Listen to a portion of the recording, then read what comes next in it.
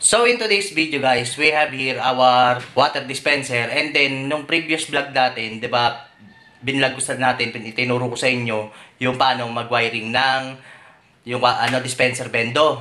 So ngayon, ito ikakabit na natin. So yung mga wiring na tinuro ko sa inyo, ikakabit na natin dito. So abangan nyo, isa-isahin natin. So with that, intro muna tayo.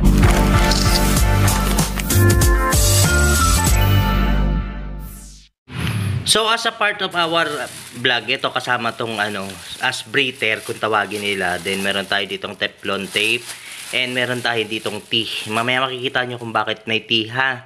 Okay?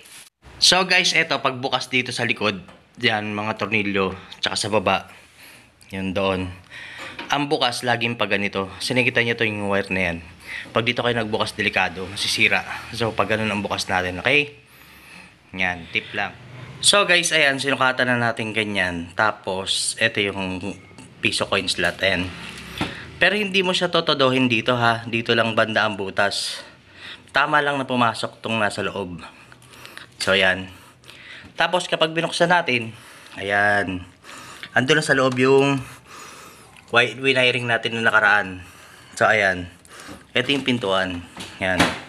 Then, lalagyan natin ang lock yan dito sa gilid. Yung lock na tinuro ko sa inyo, binakita namin sa inyo nakaraan, yan, dito natin lalagay yung lock.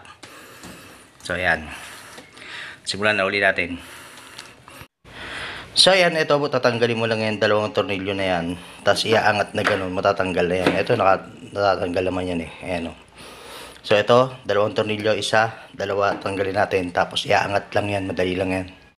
So ito na yon, yung cold nya, and then yung output ng cold, ito. So ngayon, dito na tayo maglalagay ng pump na isa. And then, yun sa kabila, dito sa hot, hindi siya pwede rito ilagay, ha. May paglalagyan tayo ng isa pa. Mamaya sa baba, sa likod. So yan. Ayusin ko muna and then papakita ko sa inyo kung paano nangyari. Sa pagtanggal nito, mostly, tinitwist lang sila. Ayan o. Tapos sinihila lang ganun. Well, and kinalas ko na. Ayan. Tapos tuturo ko sa inyo kung paano ito baklasin. Magiging normally open siya. Kasi kailangan mo siyang pindutin muna ng ganun bago lumabas yung tubig, di ba? So, ang gagawin kasi dyan, lagi nang naka-on. So, yan, iaangat mo lang siyang ganun. Tapos, lalagyan mo ng long nose. Ipitin mo ng long nose yung pinaka-lower part. Tapos, ibababa mo na tong transparent na to. Ayan, nakikita niya? May daanan. Wait. Ayan, o. So, ayan, naka-long nose, di ba? Bababa mo lang ganun, tapos hatakin mo, ayan, tanggal na. Yan, pakita ko sa inyo yung ayaw magano.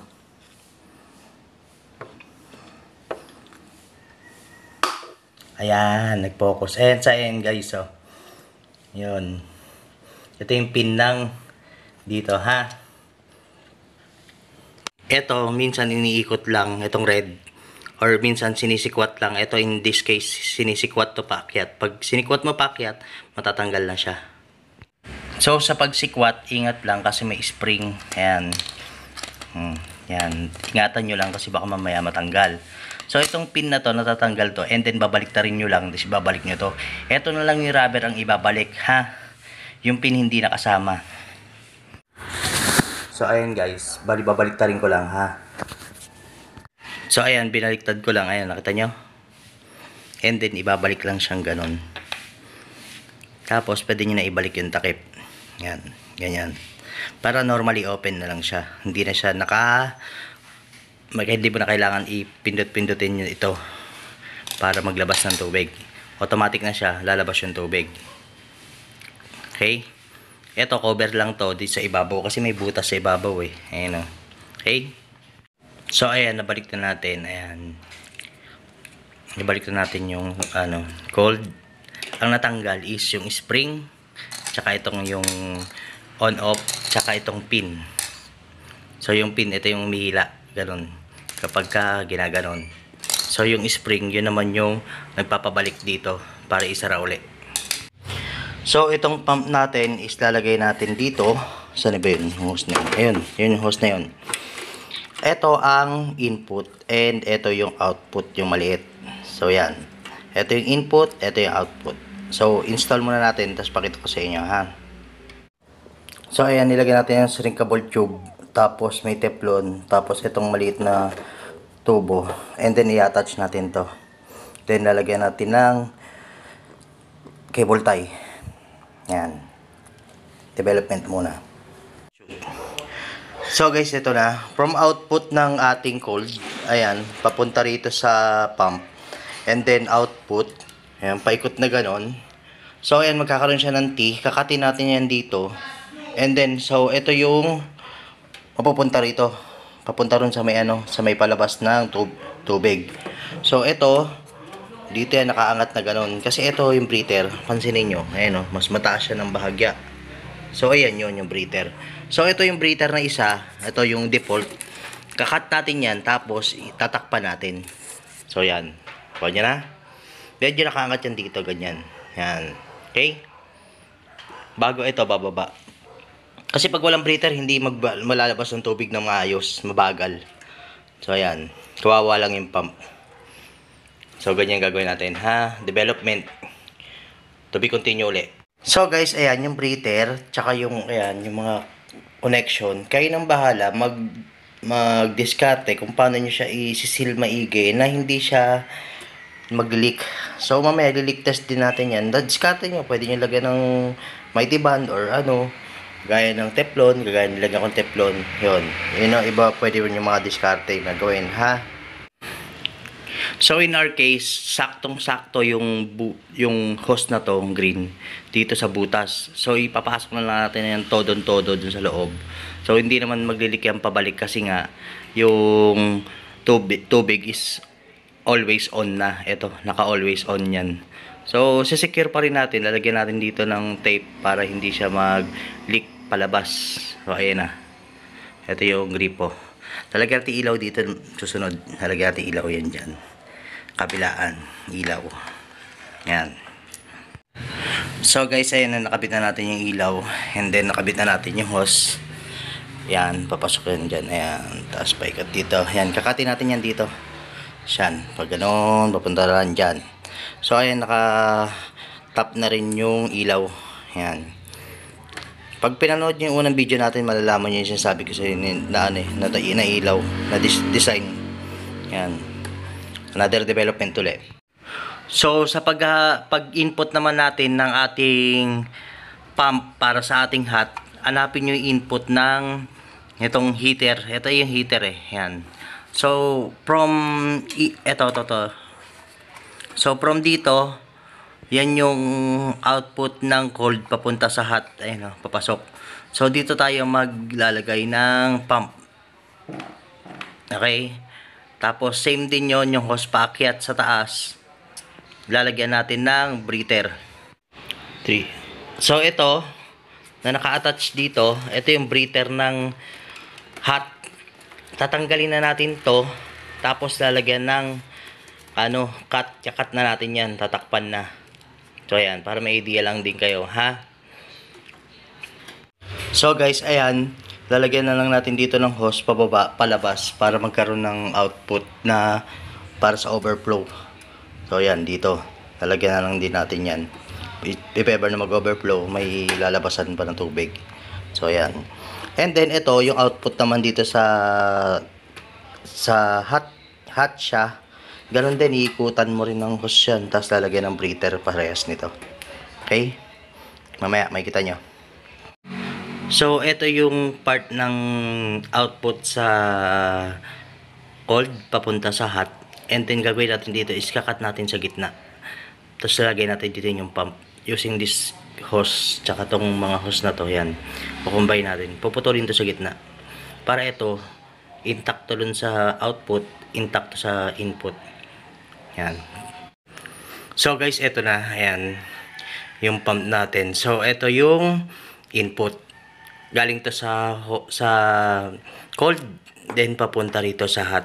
Ito yung output. Yan. So nakita niyo naman kanina yung pinutol natin na kinabit na natin. Well, dito naman sa pag-diskarte naman dito, diskarte nyo na kung paano hindi siya maglilik. Kagaya nito, nilagyan ko ng teflon, tapos ibinaon ko sa loob. And then nilagyan ko ng electrical tape, then nilagyan ko ng Nailtex. Ito. Yan, pipe cement. Yan, para hindi siya tumulo talaga. Yan, kanya-kanyang diskarte lang din talaga. Ito, lalagyan ko rin yan mamaya. So, yan. Kabit na natin para makita nyo na uli. So, guys, ayan, from output ng ating cold, papunta yan. Yan dyan. Tapos yan, papunta sa pump. Kita nyo? Tapos, papasok doon sa ating heat. Yan, kita nyo? Okay na? Yan, yan yung pinaka-setup nya. So, ayusin lang natin konti. Yan. Yan na. Kita nyo na. So, yan guys. Na-tap na rin natin yung ilaw natin ng red. Doon sa harap. Yan. Yan. So, ayan. Meron siyang blue. And meron siyang pula. Development ulit. Nakabit na natin yung pump ng... Naikabit na natin yung pump. So, breather na lang ulit. So, ayan na guys, output ng hot. Punta rito, ayan, papasok. Tapos, ayan na, punta na rin sa gripo. Ito. Ayan, ito. Pupunta sa gripo, diba? So, ngayon, ito na yung breather niya. Ayan. So, breather ng cold, breather ng hot. Ayan. Okay? Mamaya, ayusin pa natin yan. So, ito, talagyan na natin yan ng hose palabas. Papunta rin sa labas. Papunta rin pag ganun. Para hindi mag-overflow. Okay? So, ayan guys. Ayan. So, ito yung supply ng pump. Papalabasin na lang natin dun. Yan sa side. Ganun din itong kabila. Yung sa supply ng pump sa side. Dun. Para sa hot. Ito para sa cold. And then, same with this. Itong supply, palalabasin na lang din natin dito. So, yung coin slot, dito na yan eh. Pag ganun, papunta rin sa pinto. Bubutas pa tayo rito, kabilaan. So, ayan. Development. So, ayan guys, nakapag-supply na tayo ng power line papunta sa ating ayan. So, yun siya. Butas. Ganyan. Paakyat papunta rito sa ating pump ng ating cold. So, isa pang wiring uli papunta naman sa ating hot. Yung pump sa likod. Yung pump dito. Yun. So, ayan guys. Palabas. Nakapag-wiring na ako para sa hot. So, ito siya. Ayan. Ayan, papasok yan. Ito yung wiring ng pump. And yung itong dilaw na to, ayan, papunta na sa ilaw yan. Yan. So, ayan guys, natap na natin yung kaliwa, kanan, nalala nyo to. Sa isang vlog natin. Tapos, ipapasok na natin doon, papunta sa supply. Mamaya turo ko sa inyo kung saan ko itatap to. Okay? And guys, from, ito, ayan, supply. Input to, diba? Papasok sa transformer na dalawa. 12 volts. So, ayan, kumuha tayo ng supply sa labas. So, papunta yan dito. So, ayan. So, ito. Dito ka lang yan. Parang dito lang galing yan. So, tatlo kasi yung wire niyan is puti, itim, tsaka yung green. So, kukunin nyo is yung green, wag yan kasi ground dyan. So, yung puti, tsaka itim. Kahit magkabaliktaran naman yan, walang problema. So, ayan. Kumuha na tayo ng supply. So, ang gagawin yan, sasaksak mo na lang to. Pag sinaksak mo to, yun na, under na yung yung supply dun sa baba. Tara, try natin. So guys, testing lang to kung gagana. Moment of truth. So ayan. Kumana na yung natin. Diba? Kasabay ng ayan, dispenser. Wala pa tayong coin slot Tinest pa lang. So ayan. So try nga natin.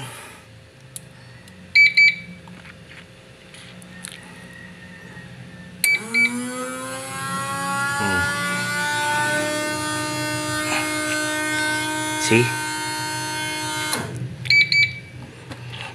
So, try natin isa pa. Kabila.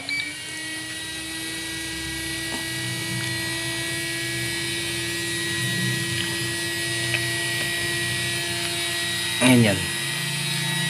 Ayan. Wala pang coin slot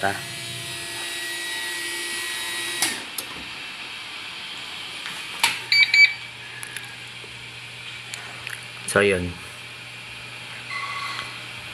So, sa breather guys, ang mangyayari, bubutas tayo rito. Yan. Dito, daanan niya. Dalawa. Bago natin sasalpak ganyan. So, ayan guys, ayan yung breather niya. Ayan. May butas tayo kabilaan. Ito. Ito. Tsaka yan. Yan. Breather to ng hot. Breather ng cold. So, ayan. Ngayon, leak test tayo bago natin i-fix lahat. Yan. So, upon test, wala naman tayo nakitang na-encounter na leak. So, ayun na, may tubig na tayo. So, okay na. Pwede na natin isara. So, ayan, 6 seconds guys. Test run. So, ginamit lang muna natin isang coin slot. Yan, may tubig yan kanina.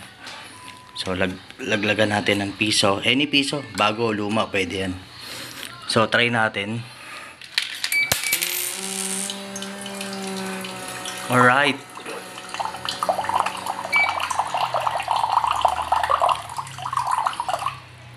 So, yun. Kunti. Isa pa. Kung mas marami na ngayon, laglag.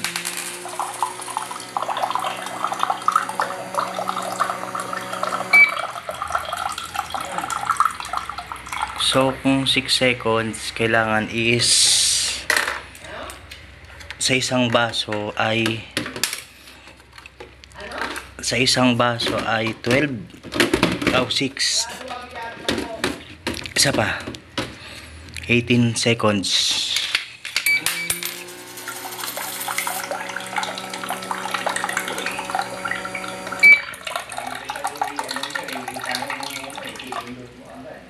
Yun. So, adjust natin ng 18 seconds. Try natin.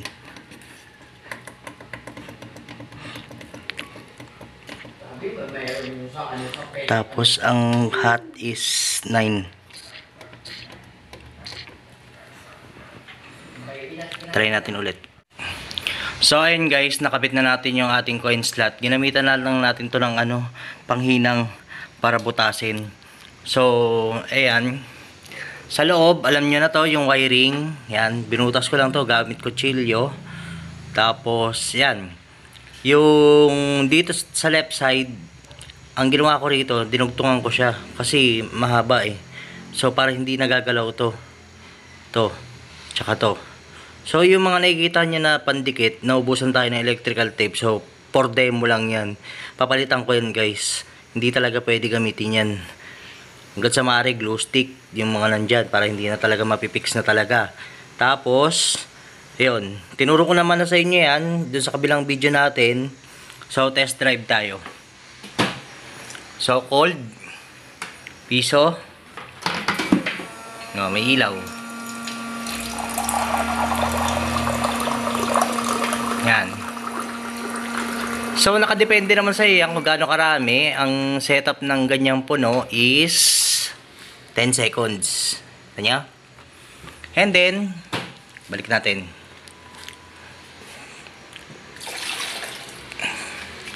So, dito sa kabila. Yan, sa kabila. Hulog tayo, piso. Yan. And isa pa.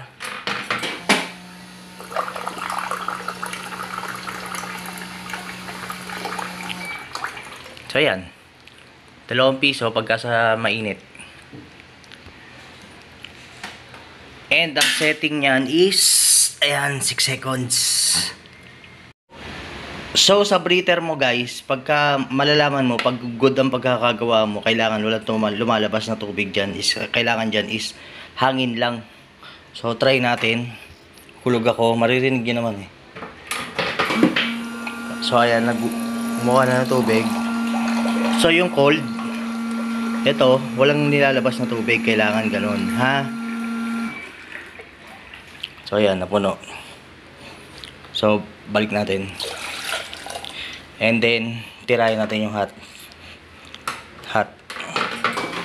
So, ayan. Yung hot. O, wala ring lumalabas. That means good yung breather mo. So, ayun. Okay. So, guys, ayan, nabuo na natin. And, ang problema na lang natin is itong lock na ilalagay dito sa gilid. Well, madali na yan. Nagawa nga natin yung mga may hirap eh. Kayang-kaya nyo na yung mga ganitong klase ng ano. Hindi na kailangan ipakita to, no, guys, no? So, guys, ayan, nabuo na natin. Medyo matagal lang konti kasi syempre binablog pa natin. I hope nakuha nyo kung paano yung diskarte, ha? Dilandaan ko yung mga details na importante yung binitaw natin. So, ayan, buhay na yung piso negosyo. Ayos ba? So, kung mahilig ka sa how-to, tutorial, unboxing, cellphone application, Wi-Fi, video kay e-bike, and all about technology, kaibigan, baka naman, please like, subscribe, and hit the notification bell para updated ka sa mga bagong tech videos na lalabas. So, with that, maraming salamat po, and peace out. Pwede na i-deploy.